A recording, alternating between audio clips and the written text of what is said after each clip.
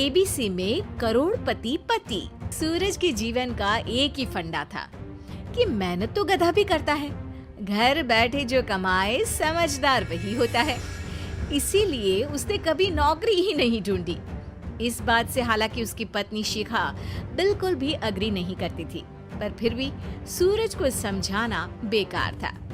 TV में कैसे बनोगे करोड़पति का ऐड देखकर उसे लगा कि बस अब तो घर बैठे ही वो करोड़पति बन सकता है, और उसके पीछे उसने अपने सारे सोर्सेस एक्टिव कर दिए। 2 हफ्ते में उसके कलीग के साले के पड़ोसी के बेटे का सोर्स निकलता है जो कि उसे शो में पहुंचा सकता है, और सूरज उससे मिलने चला जाता है। अच्छा, तो हमें मुकेश जी बता रहे थे कि आप हमें शो में पहुंचा सकते हैं। हाँ, उसमें कोई तकलीफ नहीं है। मैं कल अगर कोशिश करूँ तो इसी महीने में आपका नंबर आ जाएगा। अरे ये तो बहुत बढ़िया हो गया। अच्छा, वो सिलेबस और क्वेश्चन पेपर का कोई जुगाड़ है क्या? उसका तो कोई जुगाड़ नहीं है। तो वो वाकई में कुछ भी पूछ सकते हैं? हाँ, वो तो बच्चन जी पर है, जो पढ़ते हैं वो पूछ लेते हैं। पहली कोशिश फेल होने पर अब सूरज के सामने एक बहुत बड़ा सवाल था कि आखिर जवाब कहाँ से लाए। तब शिखा ने एक सजेशन दिया, क्यों ना सूरज अपने चचेरे भाई सुमित से मदद मांगे, जो कि यूपीएससी की तैयारी कर रहा था। हालांकि इतनी मेहनत करना सूरज को समझ में नहीं आता था, पर कोई और रास्ता ना मिलने पर वो आखिर सुमित से बात करता है। अरे सुमित, हमारा कैसे बनोगे करोड़पति के लिए सिलेक्शन होने वाला है। तुम हमें थोड़े चिट बनाने में मदद करोगे क्या? अरे भैया, चिट बनाए तो सालों हो गए, उसमें हमारा एक्सपर्टीज नहीं है, बल्कि आप बोलो तो हम आपकी पढ़ने में जरूर मदद कर सकते हैं। हट, कैसी अनाप शराब बातें कर रहा है तू। सूरज ने सुमित को मना तो कर दिया था, पर तैयारी करने के सिवाय कोई चारा उसे दिख भी नहीं रहा था। खासकर जब 12 के पेपर लीक करने के एक्सपर्ट शुक्ला जो भी हाथ जोड़ लेते हैं।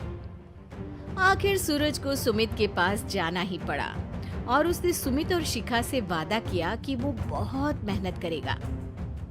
1 महीने की तैयारी के बाद फाइनल हुआ कि शो से 1 हफ्ते पहले एक ट्रायल खेला जाएगा, जहां पर सारे रिश्तेदार ऑडियंस की जगह पर होंगे और शिखा सवाल पूछेगी। दूर दराज से भी रिश्तेदार आकर हाजिर हो गए देखने कि आखिर कैसे बनेगा सुमित करोड़पति। सब कुछ सेट था, और इतने में सूरज आकर अपना स्पीच देता है।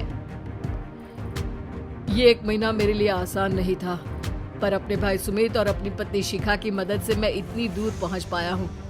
मेरे मम्मी पापा के आशीर्वाद ने भी बहुत साथ दिया है मेरा।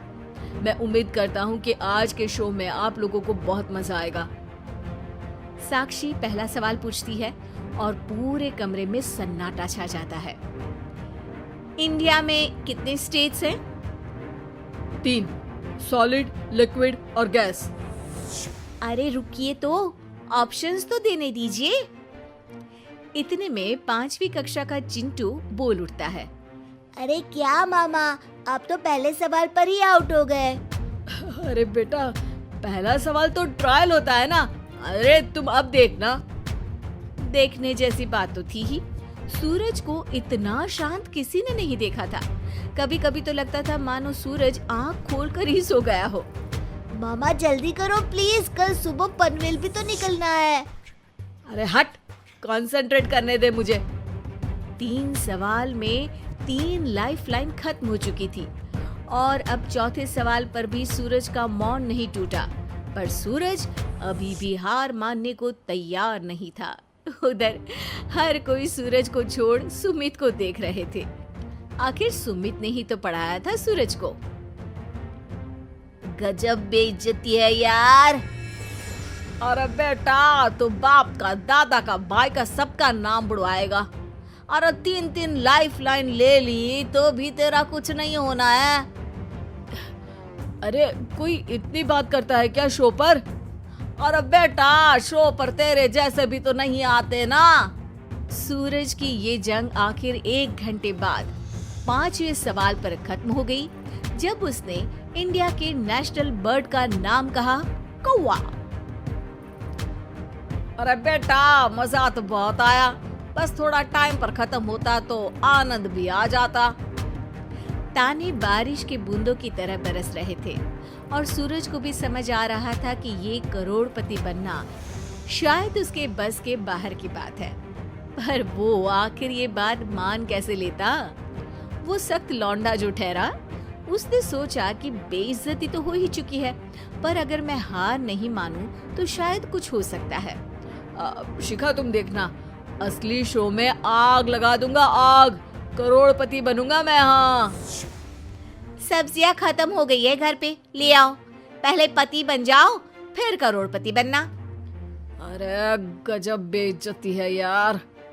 बेटा, अभी तो घर पर ही हुई है, 1 हफ्ते में तो तुम देश के सामने करवा कर आओगे। वैसे जब टीवी पर जाओ ना तो बस अपने मम्मी का ही नाम लेना, ठीक है? कोई पूछे तो बोलना कि पापा नहीं है मेरे।